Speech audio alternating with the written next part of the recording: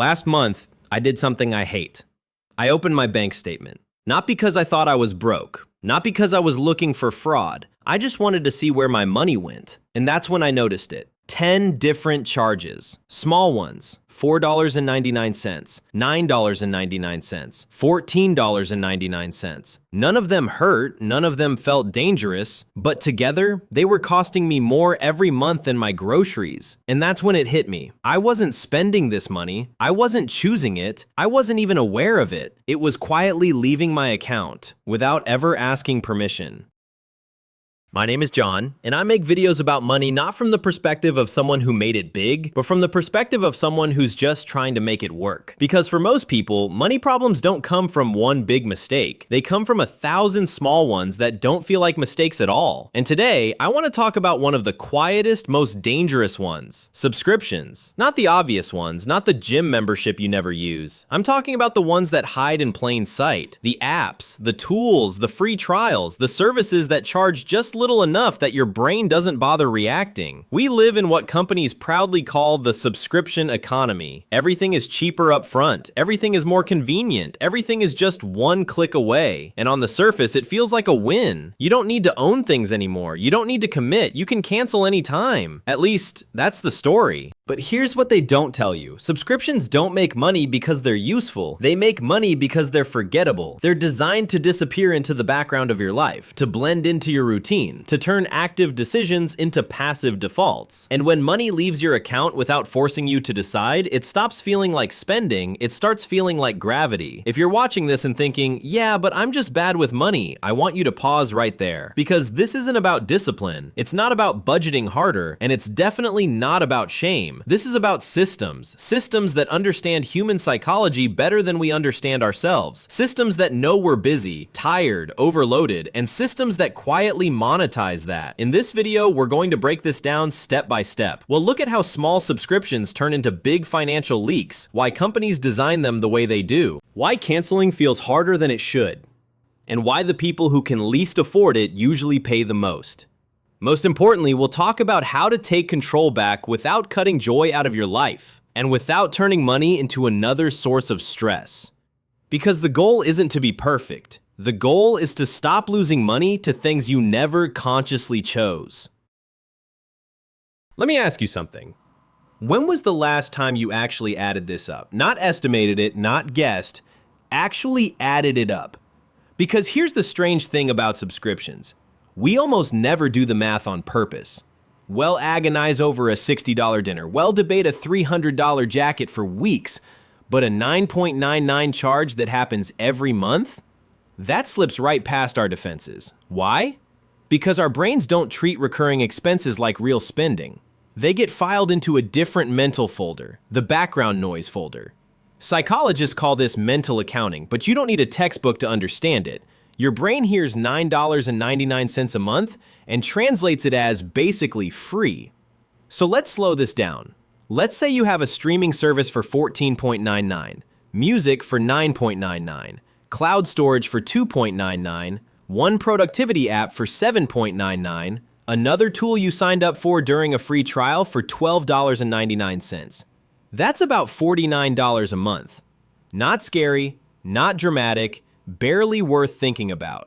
Until you multiply it. That's nearly $600 a year, every year. And that's just 5 subscriptions. Most people I talk to have 8, some have 12. A few don't even know how many they have. Now here's the part that hurts a little. Because this money doesn't come out when you feel rich, it comes out when you're tired, when you're busy, when you're just trying to get through the week. It gets pulled before you can decide what else that money could have done. Before groceries, before savings, before emergencies. And because it's spread out, you never feel the pain all at once. There's no moment where you say, I chose this over that. No single decision to regret. No receipt to stare at. Just a quiet leak. And leaks are dangerous. Not because they're big, but because they're invisible. If I asked you today, how much are your subscriptions costing you this year? Could you answer without checking? Most people can't. Not because they're irresponsible, but because the system doesn't want them to. And once you understand that, the real question stops being, why didn't I notice? And becomes, why was this so easy to forget in the first place?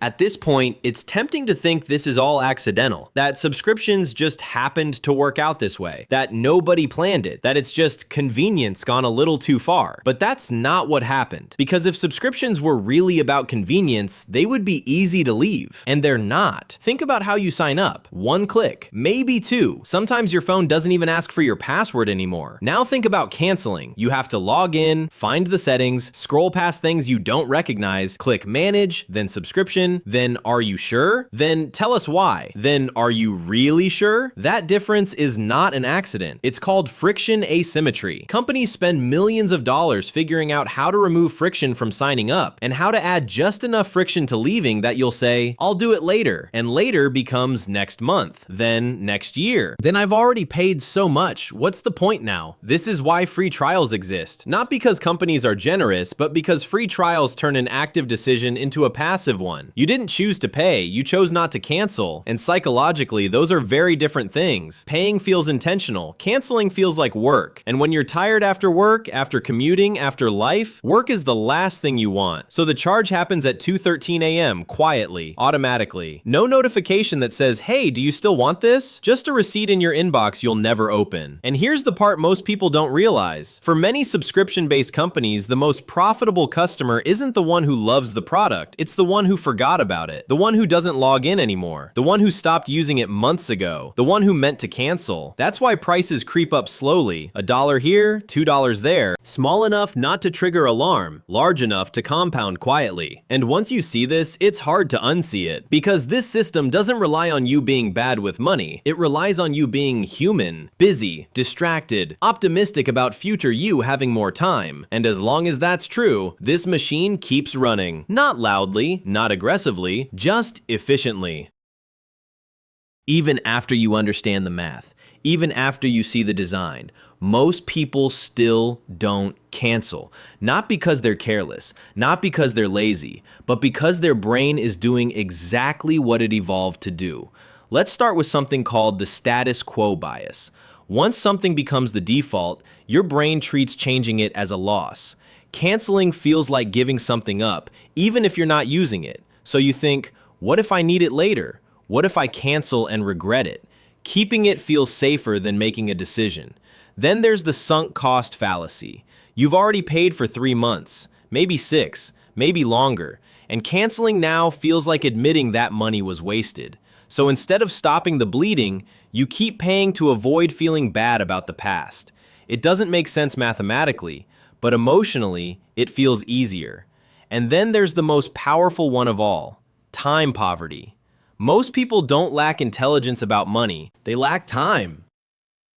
After work, after commuting, after cooking, cleaning, surviving, the idea of logging in, finding the right menu, remembering passwords, answering surveys, it feels exhausting. So you tell yourself, I'll cancel this later. And later becomes next weekend, then next month, then a year from now when you notice the charge again and think, wow, I'm still paying for that? This isn't a personal flaw. It's predictable. Behavioral economists have shown this again and again. When canceling requires effort, people delay it far longer than they intend. Not because they want to pay, but because effort has a cost. And companies know this. They don't need you to love the product. They just need you to avoid one uncomfortable moment, one login, one decision, one click that feels like work. So if you've ever felt stupid for forgetting to cancel something, I want you to hear this clearly. You weren't tricked because you're bad with money. You were tricked because you're human, and the system was built around that fact. Here's the part that doesn't get talked about enough. Subscription traps don't hurt everyone equally. They hit the hardest where life is already heavy. If you have extra money, a few forgotten charges are annoying. If you don't, they're devastating. Because when you're living paycheck to paycheck, timing matters. A 12 charge hitting the same week as rent can mean overdraft fees, late fees, interest. One small subscription can trigger a cascade of penalties that cost far more than the original charge. And this is where the system gets especially cruel. People with less money usually have less time, longer commutes, less flexibility at work, more mental load. So the very people who most need to track every dollar are the least equipped to fight a system that requires time, attention, and energy just to stop the bleeding. It's the digital version of the Sam Vimes Boots theory. The poor don't pay more because they're irresponsible. They pay more because they can't afford the upfront cost of control. They can't afford premium banking tools, they can't afford accountants, they can't afford time off to clean up financial messes, so they pay with fees, with interest, with forgotten subscriptions that quietly compound. Meanwhile, higher income households often bundle services, use expense trackers, or have the slack to cancel things the moment they stop using them.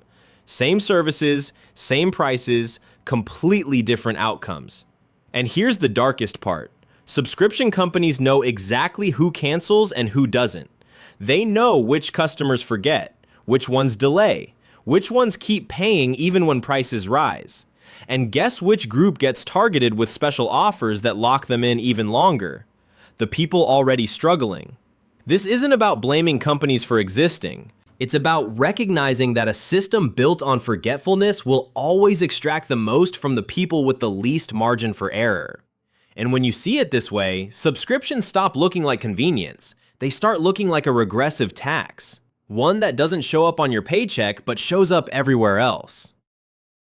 So what do you do with this? Not in a perfect world way, not in a just budget better way, but in a way that works when you're tired, busy, and human. The first step isn't canceling everything. It's seeing clearly. Once a month, pick one day. Put it on your calendar. Call it a subscription audit. Open your bank statement, scroll slowly, and write down every recurring charge, not just the obvious ones. Look for the strange names, the abbreviations, the ones that make you think, what is that? Most people find at least one charge they don't recognize. And that moment alone is powerful, because you can't control what you can't see. The second step is to change how you pay, not just what you pay for. Use one card for subscriptions only, one account, one place where all the leaks are visible. That way, when the balance creeps up, you don't need motivation, you just notice. And noticing is half the battle. The third step is to set hard decisions, not intentions. Don't tell yourself, I'll cancel if I don't use this. Tell yourself, if I don't use this twice this month, it's gone. Decisions beat willpower every time. And here's an important reframe. Canceling a subscription is not taking something away from yourself. It's giving your future self options. That 15 could be groceries. It could be gas. It could be peace of mind when something unexpected breaks. Money isn't just money, it's flexibility. Another powerful move is to flip the default. Instead of auto-renew being the norm, make manual renewal your rule whenever possible. Yes, it's less convenient, but convenience is exactly what got us here. If something is truly valuable to you, you'll notice when it's gone.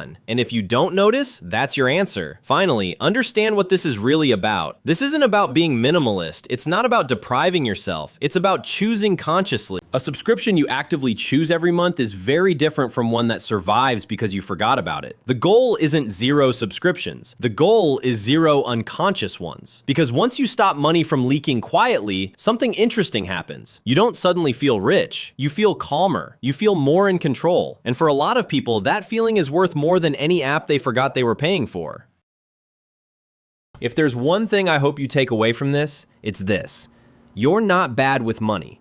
You're living inside systems that make it easy to forget, easy to delay, and hard to leave. Subscription traps don't work because people are careless. They work because people are busy, because life is loud, because attention is limited. And when money leaves quietly, it stops feeling like a choice. But the moment you start noticing, everything changes. Not because you suddenly become disciplined, but because you stop letting defaults decide for you. This isn't about cutting joy out of your life. It's about choosing what's actually worth paying for. Because every dollar you stop leaking buys you something far more valuable than a service you forgot about. It buys you breathing room. It buys you options. It buys you time. And time is the one thing no subscription can give back. If this video helped you see something differently, share it with someone who's ever asked, where did my money go? Subscribe if you want more conversations like this, not about getting rich fast, but about building a life that feels lighter and more intentional. I don't want you to be wealthy just on paper. I want you to be wealthy in life.